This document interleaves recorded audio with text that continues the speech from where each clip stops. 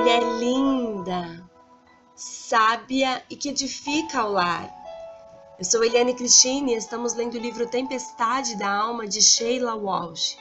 Essa leitura foi autorizada. Para a aquisição do livro, entre em contato com a editora Thomas Nelson. Estamos dando continuidade à leitura do capítulo 9, Firmes na Rocha, do Desespero à Fé, áudio 42.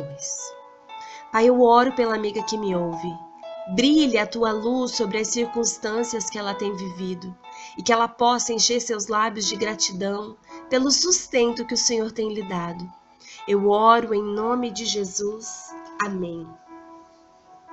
As muitas faces do desespero. Pode ser útil desfazer os caminhos que trazem o desespero até nós. Noah Webster definiu o desespero de 3 formas. Primeira, sem esperança, destruição da esperança ou da expectativa. Segundo, aquilo que causa desespero daquilo em que não há esperança. Terceiro, perder a esperança na misericórdia de Deus. A terceira definição coloca a falta de esperança em um lugar dolorosamente escuro, que me provoca calafrios. Que lugar desolado e assustador. Soa como acampar no lado escuro da lua.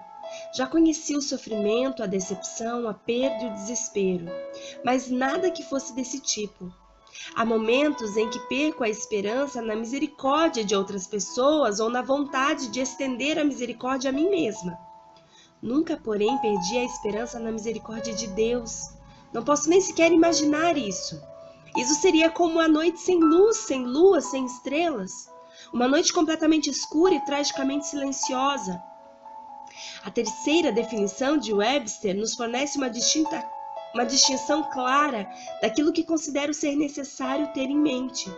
Ele fala não só de perder a esperança na existência de Deus, como também de perder a esperança em sua misericórdia.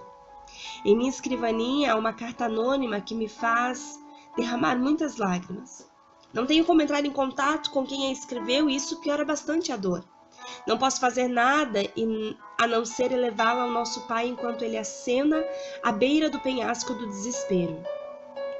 Enquanto ela acena à beira do penhasco do desespero. A culpa pelo meu filho de 4 meses e meio estar morrendo de síndrome da morte súbita infantil está me consumindo. Falhei em meu casamento e neste exato momento estou passando por um divórcio. Tenho um plano de acabar com minha vida em breve. Essa querida irmã está se afundando no pior tipo de tempestade. Golpeada por uma onda após a outra de acusações, posso imaginar as mentiras satânicas que a esmurra agora. Você matou seu bebê. Que tipo de mãe é você? Por que você pensa que seu marido a deixou? Ele é a culpa? Todos a culpam? Seriam melhor se você estivesse morta. Ao orar por ela, a cada dia peço a Deus que tenha misericórdia, que é o que o coração desesperado anseia e mais necessita.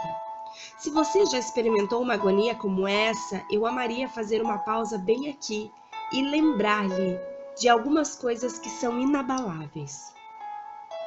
Graças ao grande amor do Senhor é que não somos consumidos, pois as suas misericórdias são inesgotáveis, renovam-se cada manhã. Grande é a sua fidelidade. Lamentações, capítulo 3, do versos 22 ao 23. Quando o inimigo lhe diz que você foi longe demais e também que você tem de acabar com tudo, que ninguém se importa, você precisa correr para essa fé e fazer dela o seu suporte. O amor inabalável de Deus nunca acaba. Suas misericórdias nunca terminam. Escreva isso em um cartão e traga-o sempre com você. Leia isso repetidas vezes até que passe a fazer parte do tecido do seu coração. É possível que essas palavras nem sempre pareçam verdadeiras, embora permaneçam sempre verdadeiras. Viver pela fé significa puxar o que sentimos para estar de acordo com o que Deus disse. Como mulheres, nossos sentimentos podem nos levar a uma montanha-russa de sentimentos, porém a palavra de Deus é o cinturão da verdade que nos assegura no lugar. Todavia, Deus, que é rico em misericórdia, pelo grande amor com que nos amou, deu-nos vida com Cristo quando ainda estávamos mortos em transgressões. Pela graça, vocês são salvos. Pois vocês são salvos pela graça, por meio da fé, e isto não vem de vocês, é dom de Deus. Não por obras, para que ninguém se glorie, porque somos criação de Deus, realizada em Cristo Jesus, para fazermos boas obras, as quais Deus preparou antes para nós as praticarmos. Efésios capítulo 2, do 4 ao 5 e do 8 ao 10. Que descrição, obra-prima de Deus! Frequentemente sinto-me mais como uma pintura de Picasso do que de outro pintor. Com um terceiro ouvido saltando do pescoço e minhas pernas comprimidas para trás. Paulo, contudo, permaneceu firme. O amor de Deus é uma bênção. Não fizemos nada para merecê-lo e mesmo estando entre as mentiras do inimigo, nada podemos fazer para perdê-lo. Os conflitos continuam. Mas você e eu sabemos que questões difíceis persistem. Questões bem reais que nos deixam em paz. Por que não posso ter um filho? Por que o Senhor não curou meu marido? Por que o Senhor não deteve aquele motorista bêbado antes dele atropelar e matar meu filho? Colocar o inimigo e suas mentiras no seu devido lugar e permanecer na verdade das promessas de Deus, ambas ações essenciais, não preenche todos os buracos do quebra-cabeça, não é? Algumas peças continuam faltando e se nós as procurarmos, como haveremos de fazer? Não conseguiremos encontrá-las? Deus permite que coisas terríveis aconteçam. Ele poderia detê-las e apenas não faz. À luz dessas duas realidades dolorosas, que duvido que seriam negadas por aqueles que amam a Deus, como nos movemos no desespero para a fé? Talvez antes de podermos começar a nos mover, precisamos reconhecer, ainda mais uma vez, que estamos em guerra. Em nossa cultura influente e relativamente segura, podemos ser facilmente embalados até dormir e esquecemos que existe uma grande batalha acontecendo ao nosso redor.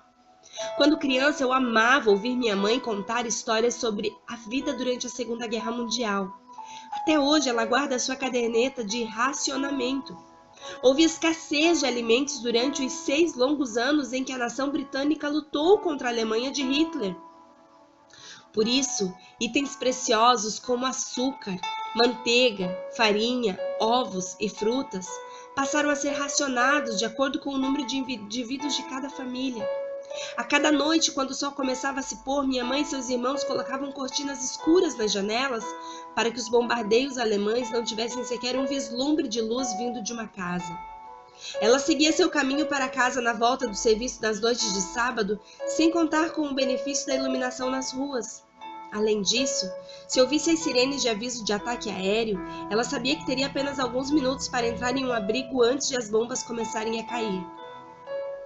A apenas alguns quilômetros de sua casa havia um campo com prisioneiros de guerra alemães, capturados de aviões abatidos ou aterrissaram de paraquedas próximos demais dos soldados ingleses.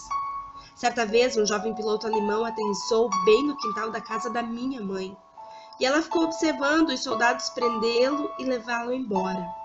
Nós nunca esquecíamos, nem por um instante sequer, que estávamos em guerra, diria ela.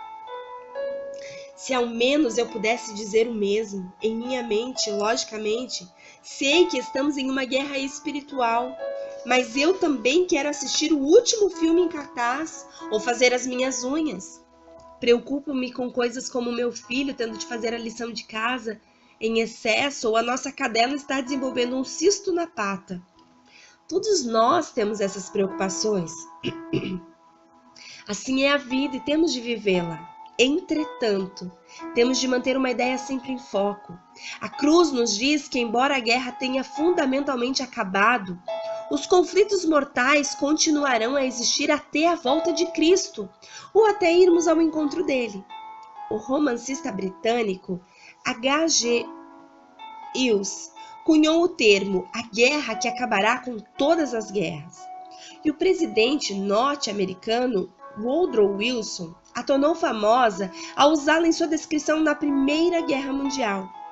Entretanto, a frase idealista transformou-se rapidamente em motivo de chacota e assim permaneceu por pouco mais de 20 anos após o armistício, quando uma guerra de proporções ainda maiores estourou. Para nós, a cruz continua sendo a guerra que acaba com todas as guerras. Do mesmo modo que o sangue de Cristo derramado se transformou no sacrifício que terminou com todos os sacrifícios. Tudo em que acreditamos como cristãos gira em torno da cruz, embora às vezes esqueçamos o que a cruz realizou e então continuamos a viver como pessoas sem esperança. Uau! Esse não é o primeiro livro que lemos, talvez você está ouvindo pela primeira vez, mas este não é o primeiro livro que nos faz entender, nos traz a memória, nos torna cientes de que nós estamos em uma guerra. É uma guerra espiritual. Deus em todo tempo está ministrando a sua palavra, palavra de libertação, de santificação, de salvação, de justificação, de perdão sobre a sua vida. Ao passo que Satanás, o inimigo das nossas almas, também tem lançado desespero, tem lançado armadilhas, tem lançado desânimo, tem lançado doenças, tem lançado tantas coisas em nossa mente. Por vezes nós temos ouvido a voz de Satanás e não a voz de Deus. Lembre-se, mulher, você está numa guerra. É por isso que é tão simples você entender quando Deus fala através do apóstolo Paulo, aquele capítulo do livro de Efésios, capítulo 6, versos 10, se você não conhece, eu te encorajo a fazer essa leitura, Efésios, capítulo 6, versos a partir do 10, onde fala de uma armadura, em que nós cristãos precisamos estar vestidos. Nós precisamos estar revestidos desta armadura. Nós precisamos então crer que essa armadura é definitivamente a ferramenta de Deus sobre a nossa vida para combater os ataques do inimigo. A palavra de Deus vai nos dizer que nós devemos nos fortalecer na força e no poder dele. Nós não temos força, mas ele tem. A palavra de Deus vai nos dizer que nós devemos revestir-nos desta armadura para que nós possamos estar firmes contra as astutas ou inteligentes ciladas do diabo. Nossa luta não é contra a carne, não é contra o sangue, não é contra o nosso familiar, contra o nosso empregador, contra o nosso governo, mas a nossa luta são contra os principados, contra as potestades, contra o príncipe das trevas deste século. Contra as hostes espirituais da maldade nos lugares celestiais. A palavra de Deus vai declarar isso. E isso muitas vezes está encoberto aos nossos olhos.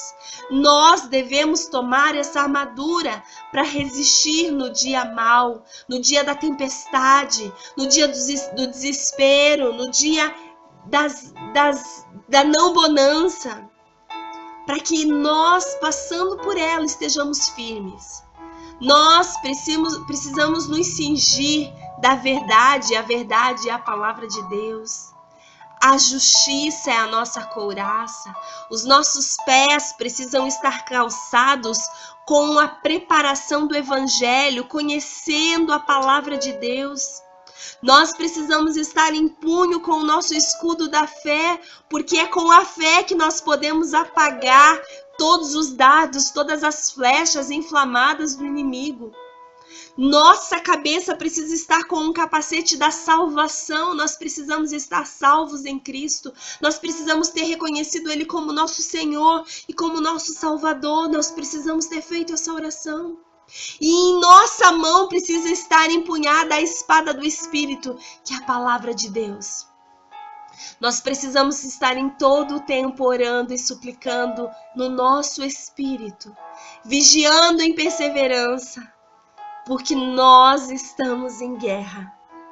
Mas o Senhor é vitorioso nessa guerra. Por isso precisamos estar revestidos como um bom soldado de Jesus. Eu te convido a ler, a estudar o capítulo 6, a partir do verso 10 do livro de Efésios, onde o apóstolo Paulo te deu todas as ferramentas de que você necessita para vencer essa batalha.